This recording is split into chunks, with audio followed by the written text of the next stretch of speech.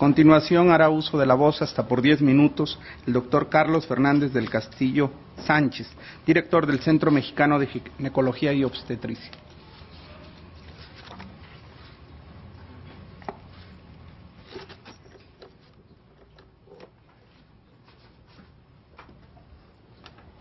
Señor presidente, señoras y señores ministros, agradezco muchísimo la oportunidad de que se nos permita expresar nuestros puntos de vista sobre este tema tan controversial.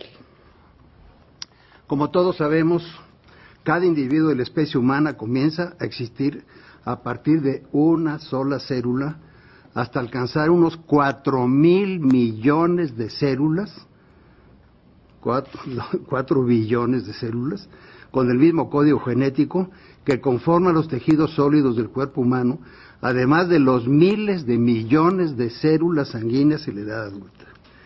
En la primera célula, cigoto, se inicia el yo, la individualidad, que se conservará en todas las etapas sucesivas y se hará consciente en la niñez. El yo es una propiedad del espíritu humano de reconocerse en sus atributos esenciales y en todas las modificaciones que en sí mismo experimenta y se adquiere si al embrión, al feto o al niño se le deja vivir. De acuerdo a la ciencia médica en sus ramas de embriología y de ginecobstetricia, al ser humano se le conoce con el nombre de embrión hasta la 7ª semana de su vida y a partir de la 8ª semana de su existencia, cuando ya se distinguen la cabeza, el tronco y las extremidades, cambia su nombre de embrión al nombre de feto hasta la salida del cuerpo de su madre, aunque la Ley General de Salud considera que es feto a partir de la 13ª semana. Después se llamará recién nacido. En esa secuencia, a partir de una sola célula, es un nuevo individuo humano que dentro de un sistema biológico propio, coordinado, continuo y gradual, de ser cigoto irá creciendo y su organismo se irá reprogramando a medida que la formación de sus órganos biológicamente lo va solicitando y como toda vida regula sus propios procesos internos. Desde la fecundación, cada célula actúa en interacción con las demás células en una realidad del carácter único del nuevo ser humano. El embrión es una persona que irá desarrollándose poco a poco durante un proceso que dura cerca de 800 semanas, entre 15 y 20 años, de los cuales solo sus primeras 40 semanas las pasa dentro del útero materno. Individuo es cada ser organizado respecto de la especie a la que pertenece. El diccionario de la Real Academia Española establece que persona es un individuo de la especie humana. Por lo tanto, es un ser capaz de derechos y obligaciones jurídicas. Persona es la expresión de la vida humana que desde una sola célula estará en crecimiento, transformación y cambio durante 15 a 20 años. Es un grave error que algunos afirmen que un embrión o un feto no sea una persona. Esos son argumentos reduccionistas que llegan al absurdo con fines que buscan intereses económicos de manipulación y permisivismo para dar gusto a ciertas organizaciones internacionales que tienen en México puesta su mira. A los que afirman eso, les propongo que tomen una criatura que acaba de nacer y que ya se tiene aquí a la vista de todos. Yo les pregunto, ¿esa criatura es persona? La respuesta de todos será afirmativa. Todos responderán que sí, es una persona. Ahora yo los invito a que llevemos esa misma persona en sentido inverso. Hace unas horas, antes de que se iniciara el parto, estando en el útero de su madre, ¿era una persona? La respuesta de todos será que sí, es una persona dentro de su madre. Y así nos iremos hacia atrás, día con día, semana tras semana, mes tras mes, hasta que lleguemos, por ejemplo, a la semana 20, la 18, la 16. ¿Acaso por haber llegado a la semana 11 ya dejó de ser persona? Por supuesto que no. Es el mismo individuo de la especie humana. El origen de su vida se remonta al cigoto y ahora, después de 9 meses, ya está aquí con nosotros. ¿Hay alguna diferencia en el niño intrauterino de 11 y 12 semanas? ¿Es un ser diferente? La respuesta obviamente es no. Desde el punto de vista humano, ¿vale menos un niño de 11 semanas de vida intrauterina que ese mismo niño de 12 semanas o más? Indiscutiblemente que no. El embrión es una persona, un individuo en etapa de embrión y después será una persona en etapa de feto, y así irá creciendo. Por eso defiendo a los embriones, a los fetos y a toda persona humana. El respeto del ser humano es ante todo una exigencia de civilización.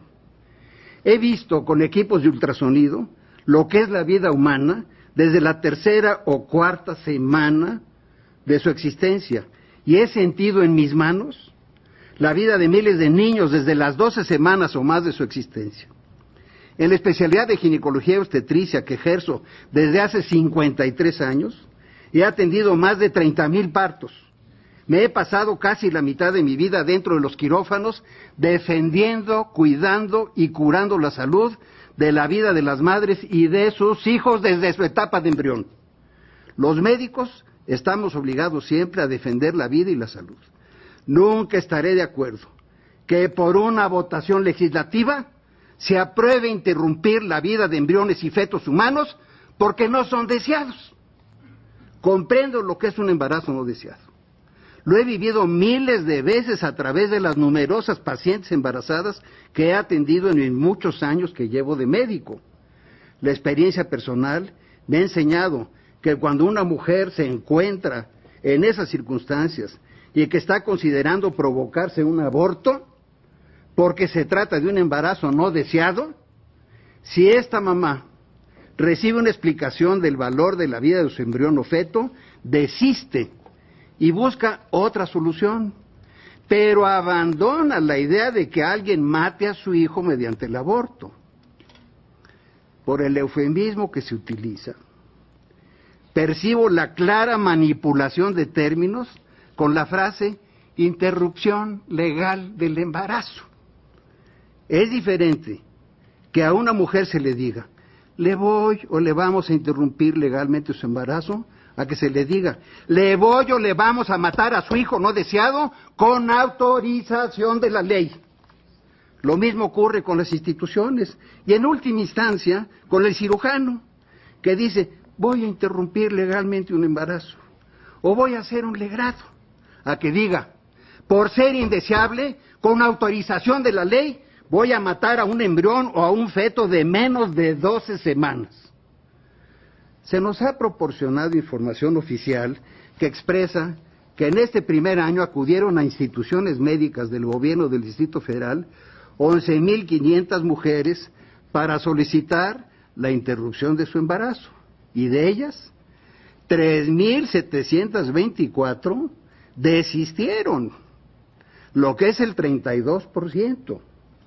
Sin embargo, dicen que les hicieron el aborto a 7,776 mujeres y solo 31 casos tuvieron complicaciones que se superaron y lamentablemente reportan la muerte de una jovencita porque el cirujano no respetó el protocolo. No obstante, se mataron a 7,776 individuos de nacionalidad mexicana. No nos dan información de las secuelas que van a sufrir estas mujeres por trastornos ginecológicos como infecciones, desgarros, perforaciones del útero, síndrome psicológico, posaborto, que en algunos casos requerirán tratamiento psiquiátrico. Como médico ginecólogo estoy convencido de que los derechos fundamentales del ser humano residen en el mismo ser humano, no en los que se aprueben o desaprueben por una votación. Los valores fundamentales no pueden someterse a un proceso democrático.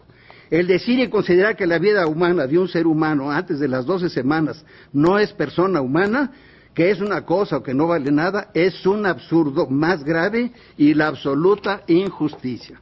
El embrión humano es causado por personas humanas que son su causa porque se fertiliza un óvulo humano por un espermatozoide humano.